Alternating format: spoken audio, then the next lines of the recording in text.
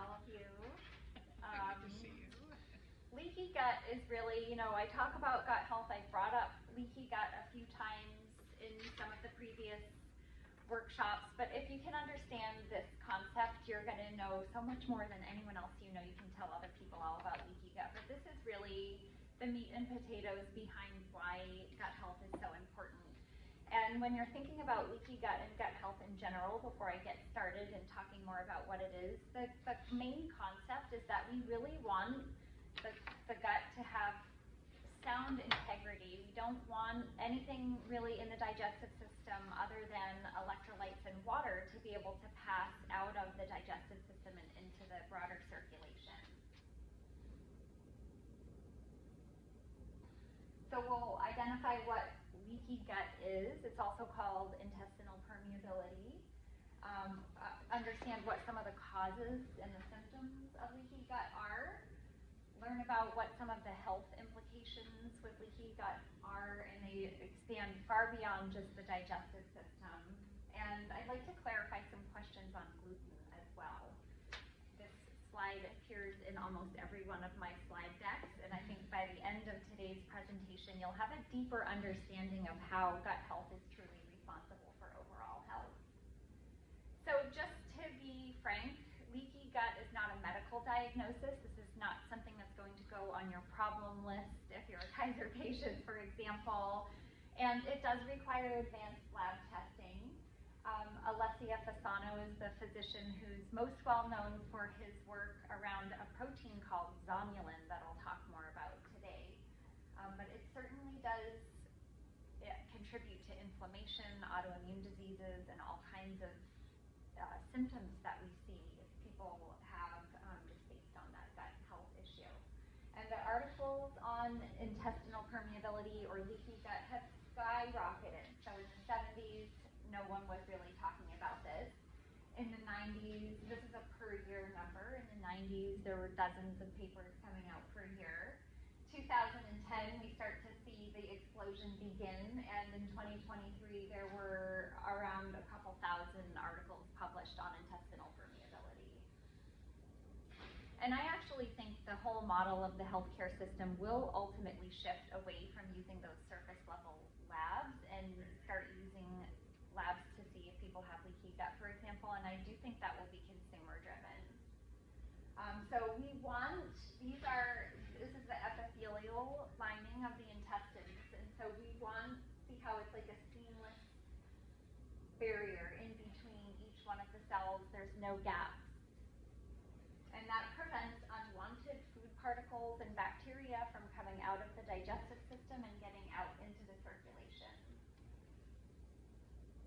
So in a leaky gut is when that epithelial lining becomes damaged and those cells start to separate as a result of that. And that allows particles from foods that we're eating, some of the larger proteins, to make their way out of the digestive system and into the circulation. And this causes a big immune response in the body. As you can imagine, the immune system will recognize these food particles and bacteria as foreign invaders and begin to cause a big inflammatory response in the body. And inflammation, as I've mentioned in previous workshops, is the driver of all chronic diseases. So again, here are the normal, we call them junctions, they're tight junctions. And if we get inflammation in the gut, and I'll talk about some of the causes of gut inflammation, you can see that there become gaps in between the cells, and these are different proteins, bacteria, or food particles that can make their way now in between those gaps, and then here is the circulation. So as you can see, now they're floating around in the circulation. Is it making sense so far? Any questions? Okay. All right, well, aren't there things in the bloodstream that will fight bacteria as well? Yes, we have an immune system that's going to respond to that, but if you think leaky gut is something that is persistent, so we have chronic exposure to foreign invaders. And so zonulin is the protein, the name of the protein that's regulating whether these junctions are tight or open. And this diagram is really cool. Glia gluten is the protein in wheat, and that is a direct stimulator of this zonulin protein. So many people react to gluten, although they're not aware of it. And it's interesting when I do elimination diets with people, they tell me, I'm totally fine, I don't react to anything. However, after we eliminate something for 3 to 4 weeks and then reintroduce it, people will tell me, oh my gosh, I got the worst headache, I have brain fog, I have a rash, I couldn't sleep, I got bloated. But when we're continuously exposed to these things, we don't really recognize that we're actually having a reaction like that. So how do these undigested food particles actually get into the bloodstream? We talked about they make their way in through those leaky gaps. And so once they have access, once those proteins are in the larger circulation, right, they have a highway system to get anywhere that they want to go. And people will experience the inflammation from this in various different ways in their bodies. But leaky gut is often a symptom of an underlying root problem. It is not necessarily the root cause of something all by itself. And I'll use stress as the example of that. So oftentimes when people have high stress levels, they're not producing stomach acid. It works the opposite of the way we've always thought, because we lose blood flow to the digestive system. So we stop making as much stomach acid because all of our blood flow is out to our muscles, so we could run away from a lion if we needed to. When we don't have enough stomach acid, it allows bad bacteria to start taking up residence in our digestive system because we don't have that acid to kill those things. And when that happens, those bad bacteria can be really irritating to the gut lining, and that causes the inflammation, and then those tight junctions start to separate, and then we have a variety of different health issues that result from that. But as you can see, the leaky gut was not actually the root cause. It was stress from then underproducing stomach acid, and on we go. And when people come to me with various issues, it's not necessarily a digestive symptom that they're coming with. For example, if they come with chronic skin issues and I say, well, I suspect you may have leaky gut, and they'll tell me, but I don't have any gut issues, I'm totally fine there, and this is why. These particles have access really to our whole bodies once they get into the circulation. So leaky gut is associated with many different chronic diseases, celiac, Crohn's. I'll explain more about how leaky gut is associated with autoimmune diseases. Allergies, mainly because we're so inflamed at baseline, the immune system is already so revved up that we tend to respond more even to things in the environment that we normally would respond to. For example, histamine is released as part of that immune response, and we associate that with environmental allergies, and it's because we already have so much histamine floating around in the body as part of the immune response to leaky gut that environmental exposure will just cause that response to be so much more profound. And asthma for the same reason. Neurologic disorders, they do say, and it's been well studied, if you have a leaky gut, you also have a leaky brain, and vice versa. The protective barrier around the brain is very similar, and the way they discovered this correlation was that people who were head injured would develop leaky gut, and so that's part of the reason why people who have brain fog, it can often be coming from leaky gut because the barrier around the brain, the blood-brain barrier, is no longer intact either. MS, lupus, and certainly chronic fatigue and fibromyalgia, people can drastically improve their symptoms from things like this when they do a gut repair protocol. Other illnesses that can be attributed to gut permeability, depression and anxiety, and again, that's partly because of the gut-brain axis that we've talked about in the past, and also just because of that leaky brain that happens when we have leaky gut. Alzheimer's, obesity. Partly with the obesity, it's because when we have leaky gut, we usually have imbalanced gut microbiome, and we lose some of the bacteria that help us with metabolism. And rheumatoid arthritis is a big one, and I'll explain how rheumatoid arthritis is associated with leaky gut. So So at this point, I'd like to describe the difference between food allergies and food sensitivities. This is important to understand because food sensitivities are a big part of leaky gut, and I'll explain why. But to start with, when someone has a food allergy, they know it, they have to carry an EpiPen. When they consume the food, they have an instant reaction, hives, sometimes throat swelling, God forbid, something like anaphylaxis. But typically people know when they have a food allergy. Whereas a food sensitivity usually causes a delayed reaction.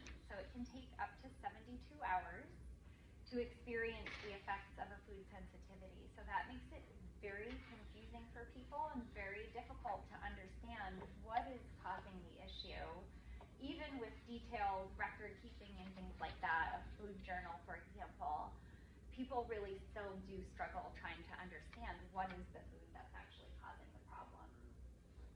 But we do have food sensitivity testing, and that in the past was not all that reproducible, but they've really advanced the technology to give us tests that are very accurate today.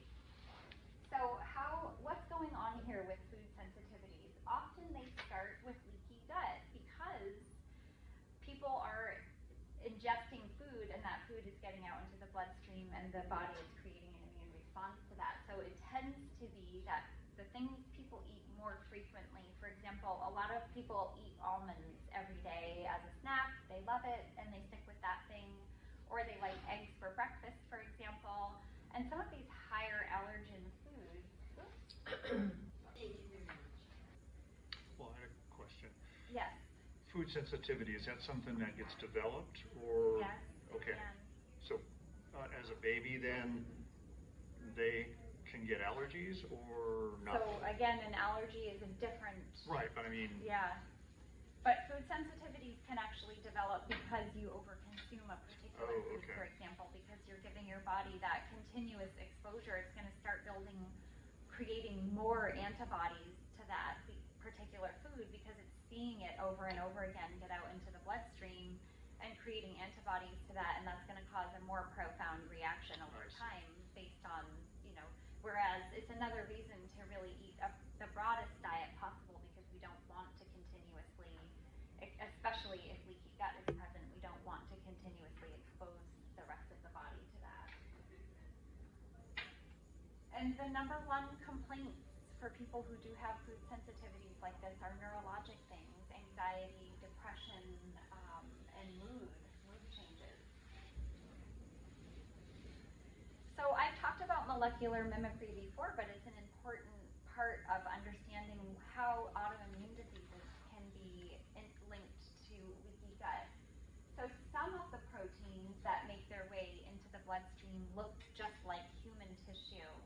So this is why the molecular structure is the same, and this is why they call it molecular mimicry, because the proteins look just like human tissue, and so the body will start attacking itself. So good examples of this are Hashimoto's thyroiditis, because gluten looks a lot like thyroid tissue, so the body will begin to attack the thyroid. And the rheumatoid arthritis is another one because some of the proteins look a lot like cartilage, so the body will start attacking the joints. And as I mentioned, this pictogram was shown before, the gliadin being the protein in wheat and gluten, really directly stimulates that zonulin protein and will open up the tight junctions and make them leaky. Oh, it stimulates to open them up, not to keep them closed. But Yeah, what keeps it closed? Right.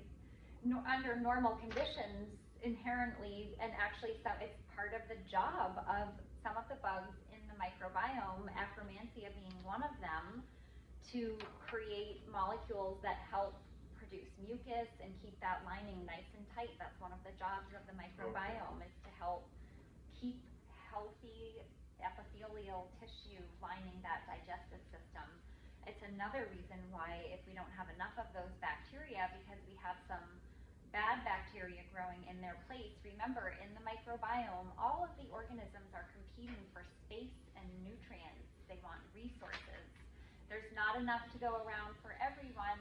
So if we have a less friendly bacteria that's irritating the intestinal especially if they can overgrow in the absence of adequate stomach acid, that's really going to compromise the intestinal lining because there's not enough space and nutrients for the organisms that are responsible for maintaining that intestinal lining. And I've talked about short-chain fatty acids a number of times, that when we eat fiber, it feeds the gut microbiome, and some of the short-chain fatty acids, one of them is called butyrate, it's one of the most well-studied, but this is what the intestinal lining will actually use as a fuel source. So there is truly a symbiotic relationship going on here in terms of what is responsible for keeping these junctions tight and keeping the digestive system integrity really strong. And I already talked about the link between Hashimoto's thyroiditis and leaky gut. There's also evidence that type 1 diabetes can be associated with leaky gut, and I talked about the rheumatoid arthritis. And here is the gluten. Now, gluten can be so difficult to understand what is actually causing the problem. Here in the US, I've mentioned before that wheat gets sprayed right before harvest if it's not organic. So it's above the ground. It gets sprayed with pesticides so that they don't have to deal with the weeds when they're harvesting it. And it also gets sprayed with desiccant. For farmers, if wheat gets wet, it's trash. And so they will spray that desiccant on the wheat before they harvest it to keep everything dry. So it's very difficult for people to know whether or not they're responding to gluten or are they responding to the heavy load of chemicals that they often ingest when they eat a wheat or gluten-containing product. And a lot of people will notice, for example, if they go to places that have stricter rules around pesticide use and chemical additives in foods, that they could eat croissant, baguette, whatever they wish, and it's no problem. That's truly the case for me. I love to take a trip to Paris every once in a while and really indulge and enjoy because I don't have the same reactions. But hard to know, right? Since we know that the gliadin, the protein, directly stimulates the zonulin, it can be very difficult to tell what's going on there. And celiac is a very special exception here, where this is an autoimmune response to the gluten. The body will start attacking the digestive system and ultimately some of the other organs as well. The inside of the intestines has those little projections that are supposed to absorb nutrients. And so with celiac, when people eat gluten, it actually, the body directly attacks those projections that are supposed to absorb nutrients for us.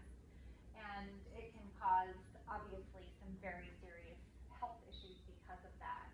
But it's really interesting how celiac develops. So about 30% of people have actually a genetic predisposition to celiac, but only 1 in 30 of those people will actually develop the disease. So it has a genetic component to it, but this doesn't mean that when you're born you automatically have celiac and you can never eat wheat or gluten throughout your entire life. It's called the autoimmune triad. So in order for celiac to develop, you need to be one of the 30% of the population, this is DNA, that has the genetic predisposition to celiac. You also need to have leaky gut because those proteins from the gluten need to escape and get into the circulation for that autoimmune response to happen. And you obviously also need to consume the gluten itself to have celiac. People who have celiac absolutely must go on a strictly gluten-free diet. It's different than having a gluten sensitivity where it's something uncomfortable that happens. This is actually something that will deeply impact a person's health. And there's some interesting research that happened during COVID-19 around viral replication in the gut. So they did find that COVID-19, some of the replication happened in the gut actually, and for people who experienced more digestive symptoms when they got COVID, this was likely the case, that they had more viral replication happening in the gut. And it could cause those GI symptoms, but it also could worsen COVID-19 symptoms because the replication process was happening in the gut. For people who had leaky gut, now we have the virus replicating in the gut, but has a pathway to escape out of the gut and get into the circulation and cause, it really was studied to cause worse lung infection in people who had leaky gut. So what is it that we need to do to promote a strong, healthy gut lining? And there's lots of different things that we can do. And in the previous workshops, we've talked about some of the practical aspects of maintaining a healthy gut. But number one, we really want to avoid ultra-processed foods. And I talk about this a lot because ultra-processed foods are full of chemicals. We actually don't know what those chemicals do in our bodies. We do know they cause a lot of inflammation to start with. But there aren't actually studies on a lot of these chemicals because of the laws that have been passed from the 1950s and beyond. These companies are protected, the food companies, the ultra-processed food companies, to put really whatever they want in the food, and if there's no studies saying that this particular substance is harmful, it's generally recognized as safe, but it is causing a lot of inflammation in our bodies.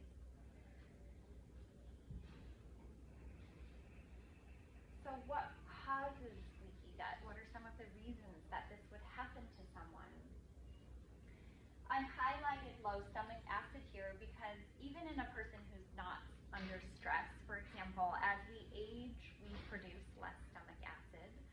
As a former marathon runner and triathlete, I caused leaky gut in myself from endurance athletics because I was constantly diverting blood flow away from my digestive system, and ultimately I did get leaky gut and irritable bowel syndrome from that, and a myriad of other health issues that even as an anesthesia provider in Western medicine I was not able to get to the bottom of because all of my labs looked normal, and I thought, I'm running marathons, why is this happening to me? I went on a gluten-free vegan diet and dropped down to about 99 pounds and was in the worst health of my life during that time, and I really thought I was doing everything that I could possibly do to be healthy, but I was working night shifts in an extremely stressful job, responding to emergencies, working 24 hours at a time, and so in reality I actually wasn't taking care of myself, and I really needed to dial back on everything, and that took me a long time to really come to terms with having to do that and sort of say goodbye to my old lifestyle and really reprioritize what it meant to be healthy. But of course, I talked quite a bit about stress. Dysbiosis is just referring to having an imbalance between the healthy and unhealthy bacteria. It is an ecosystem in there, and we want to have healthy bacteria flourishing, and we want those healthy bacteria will keep away the bad guys, so we'll have healthy gut lining. Poor diet, I've talked a little bit about, but I also want to expand on this. Nutrients are needed to have a healthy gut. So if you have a poor diet, you're not ingesting the nutrients that are needed to have a healthy, strong gut barrier lining. I just talked about athletics.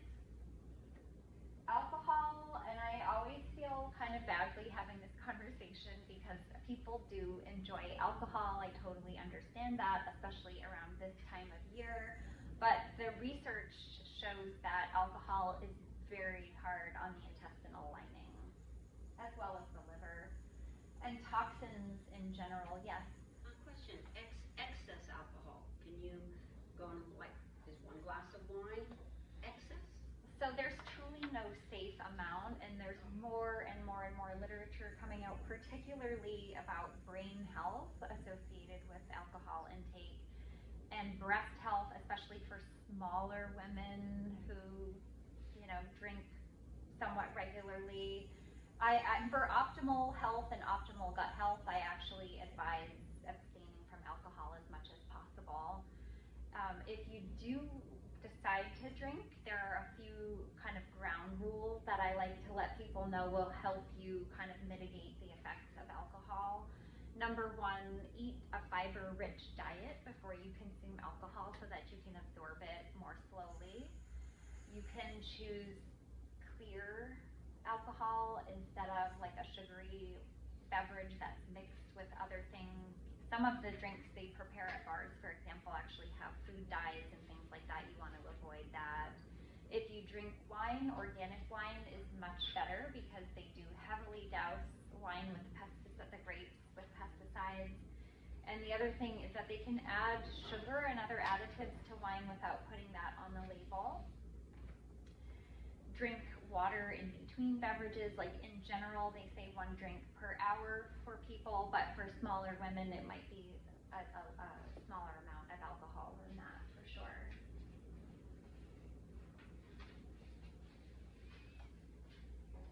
So there are, oh yes, did you have a question? I'm sorry, I missed it again. The stomach acid, as we grow older, we lose, and we want more. We want more. So how can I overcome it? How can I compensate and get stomach acid? One basic strategy is to mitigate stress as much as you can, to actually establish a self-care practice, take deep breaths before meals. Oral health, there's more and more and more coming out about oral health because this is the beginning of the digestive system right here. And so if we have microorganisms overgrown, we can have oral dysbiosis. We can have more bad bacteria than good in the mouth. And of course, we're swallowing all of that, and it's part of the overall interaction as well. Mastication is referring to chewing. So if we're not chewing properly, not thoroughly chewing our food, the large proteins make their way down into the digestive system. And again, if those are escaping, that's causing a bigger inflammatory response. So one of the most basic things that almost anyone can do to improve their health is to chew food more thoroughly. Toxins, age, antibiotics, because that'll wipe out good bacteria and cause that dysbiosis. The ecosystem in our gut, the ecology, those microbes, they like hydration. If we get dehydrated, things can become more inflamed in the digestive system. We talked extensively about diet, just inflammation in general, medications, NSAIDs, so like your ibuprofen, Advil, those kinds of over-the-counter drugs can cause leaky gut. Sleep, melatonin is such a wonderful hormone in our bodies, and it actually does help to regulate our microbiome. So if we're not sleeping well, we can get that dysbiosis without enough melatonin. I've talked before about how we're born. So people born by vaginal delivery tend to have much higher diversity in their microbiome because they pass through the vaginal canal and actually swallow all of those secretions in mom's vagina, and that populates the gut. Right at birth, they're already born with healthy bacteria in the digestive system, whereas when they come out by C-section through the incision, they don't get that exposure to the same types of bacteria. And being breast versus bottle fed as well, there's a lot of research obviously on breast milk and antibodies and all things like that. Is there a treatment then for cesarean born? It's interesting, some people will swab the mom's vagina and enter that, put it in the baby's mouth after birth. I think it's a lovely idea in theory. The research doesn't actually support that to colonize the gut microbiome, but it's better than doing nothing. So that's the only practice that I know of that's actually done, even occasionally. I know when I worked at, if a mom asked to have that done because she had to have a C-section, everybody was talking about that natural mom that wanted to do that. But I think it's better than not doing anything. But there's nothing else that like a supplement or something? So probiotics, I wouldn't necessarily give probiotics to a little one, but certainly as they get a little bit older, and the breast milk can go a long way with establishing healthy gut flora for the baby, and the skin-to-skin contact and all of that can be very helpful. But it's been pretty well studied. Someone who takes a course of antibiotics later in life, if they were born by C-section, they're just not going to have as much resilience to taking that.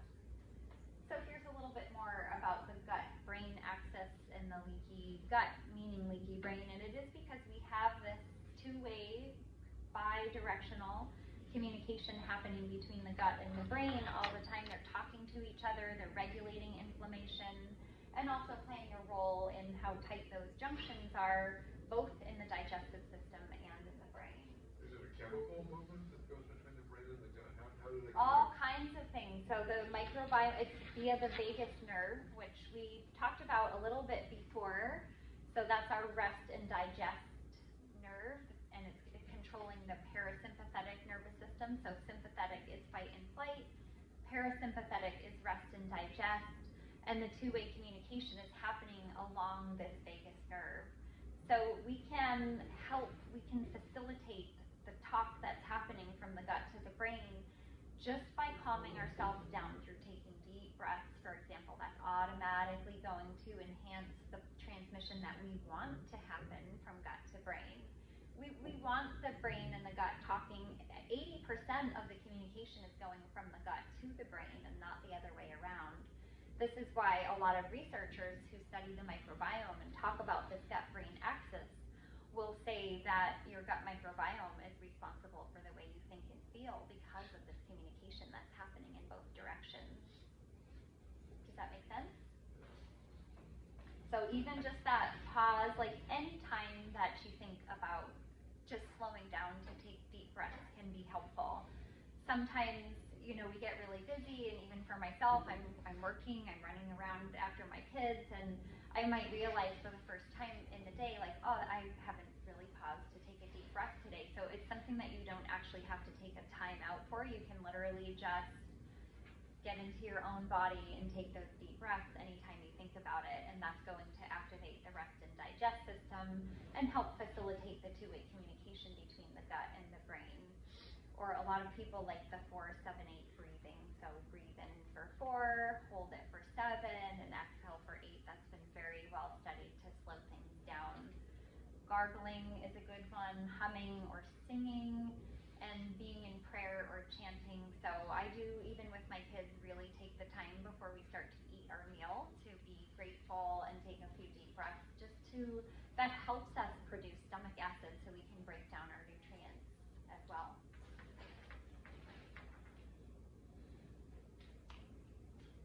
So what are some of the symptoms of leaky gut? And again, these are not isolated to the digestive system.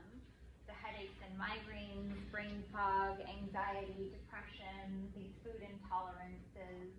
Sometimes it shows up as gas and bloating or change in bowel patterns. The indigestion, I've mentioned before that when we have low stomach acid, that can be a cause of heartburn because there is a sphincter between the stomach and the esophagus that ideally closes when it receives the message that there is enough stomach acid. If we have low stomach acid, that sphincter remains opened and we get that sensation of burning, heartburn. We go to the doctor, we get our prescription for acid blockers, we further reduce stomach acid, and then we get dysbiosis and leaky gut. Acid blockers are the third most widely prescribed drug worldwide, and it's causing a lot of harm for people. Are you referring to omeprazole? All of those types of things, yes. What about those? It's not as profound as like these people who go on omeprazole, for example, for years on end. That causes a lot of health issues. The Tums occasionally is not as bad, but I would still investigate the baseline stomach acidity instead and the food as well. Certain people know there are trigger foods for them that will cause that sensation of heartburn, and they just take, you know, the Tums or whatever to help with that. Of those 4 symptoms, let's say one says, oh yeah, I think I've got, I regularly have 3 of those symptoms, not all 4. Do you have to have all 4 to have, to say, oh, self-diagnose yourself? No, No, not, okay. And some people may have none of these, but they have these instead. The mood imbalances, the depression, and the anxiety is the #1 complaint that people present with when they have gut permeability. But depending on what's happening in the microbiome and things like that, some of these things will be more prominent for people. So in functional medicine, we use a 5R protocol to heal the gut when people have leaky gut, and this is something that we can see on lab. We want to remove anything that's irritating the gut. So I like to do food sensitivity testing on people so that we can take away those foods if we know they're sensitive to them. We want to remove any bad bacteria. So sometimes I'll script out like a natural antibiotic to help get rid of some of the things that we might see on the lab. We also want to remove stress or toxic relationships or things that are not serving us. If stress is the root cause, we can, take all the supplements that we want and eat whatever rigid diet we think is going to heal the gut, but if stress is the main problem, we're not going to get very far. And then we want to replace stomach acid if that's missing. We want to replace digestive enzymes if that is needed. And we want to re-inoculate, meaning a probiotic, or for a lot of people, fermented foods or probiotic foods will help reintroduce healthy bacteria into the digestive system. And again, those bacteria, even if they don't establish residency permanently in the gut from food sources or probiotics, they're taking the place of a harmful bacteria. And then we want to repair the gut lining. So if we have evidence of leaky gut on labs, L-glutamine is the best studied supplement amino acid that can help actually close those gaps. And the rebalance at the bottom is really establishing what you're going to be doing for the long term to make sure that this doesn't happen again. And these can be done in any order based on whatever the person needs. So for example, I have one client right now who is autistic and older, and he gets extremely stressed, partially because of his autism. So we actually worked on the rebalance part with him first and helped him implement strategies to help with his stress level. And he's almost done with his program. He's having a fantastic outcome. I did actually find the root cause of a lot of his autistic symptoms on his labs. That's been really well studied, and that was a really eye-opening experience for him. He's a professional, and he wrote his Christmas newsletter to all of his clients about his functional medicine experience with me and understanding the root cause of his autism and healing his gut, and how he is now volunteering at 75. He was inspired to start volunteering his time to read with children who are at risk of exiting 4th grade without proficient reading skills. So it was quite heartwarming for me to see that he had that kind of result and that healing his gut had that kind of impact on him. Can we talk about probiotics, your step 3, Reinoculate. You mentioned probiotics, fermented foods. Could you expound on that a little bit? Yeah, so fermented foods are actually not all probiotic foods. Some of them contain probiotics.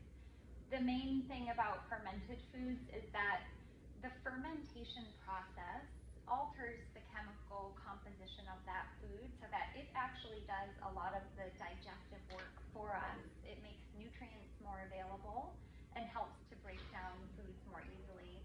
For example, for people who do tolerate gluten pretty well, sourdough bread will help with that breakdown process, so people can tolerate that a little bit more easily because it's smaller proteins that get down farther down in the digestive system, not those big, large proteins. Gluten is very difficult to break down in the digestive system. That's part of the problem.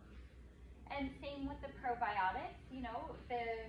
The yogurt, for example, is just full of different bacteria. So when we ingest that, they don't actually begin living in us necessarily, but they'll take up places in the gut so that more harmful bacteria we're exposed to in or on foods or in the environment, for example, don't have a way to get access to the nutrients and resources. Does that make sense? Sauerkraut, dill pickles, kimchi. Yeah, all of those things. Yeah. On fermented foods, is there a high sodium content in fermented foods? Not necessarily, but I think like brined stuff like the pickles, for example, but it's not necessarily a quality of all fermented foods. Many of them do have a high sodium content.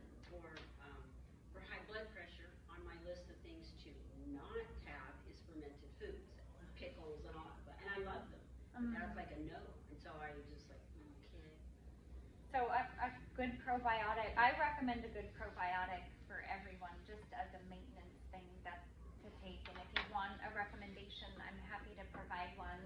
Yep. With probiotics, most of them that you buy in the grocery store, they're already dead on the shelf. So even in the manufacturing plant, like the supplements that I use are manufactured in a facility. It's the only one in the US that was built from the ground up for manufacturing supplements. One of the biggest things with probiotics is you have to control for moisture. Which one is that? Is that the orthomolecular? No, it's not. I use mostly Zymogen products. They have the only facility that was actually built for supplementation. Can you say that again? Zymogen, Zymogen. Xymogen. I honestly, yeah. But if you want Zymogen products, please book an appointment with me so that I can help you understand which products will be best for you. And the other thing is you can buy Zymogen products on Amazon, for example, but you don't actually know what's inside the bottle. It is critical with supplementation to work with a practitioner. I wouldn't think of supplements any differently than pharmaceutical drugs. They're just as strong. People can have different reactions. You don't want to mix and match by yourself. So I do recommend, I'll make the recommendation, for free. Obviously, you have to pay for the supplements, but I love to help people understand what supplements to take to help them with their goals.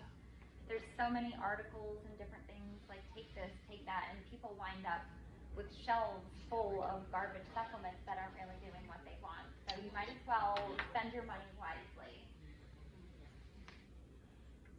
So as far as the remove part, you want to get rid of the offending things. For some people, it's toxins or stressors, but certainly these are the most highly allergic foods: the gluten, dairy, soy, eggs, sugar. People tend to kind of push back when I mention getting rid of caffeine, but it is one of the ones that can cause an issue, and other inflammatory triggers, because we really want to decrease inflammation in the body. So when I put someone on a gut repair protocol, we want to get rid of all of these things that could possibly be causing the issue.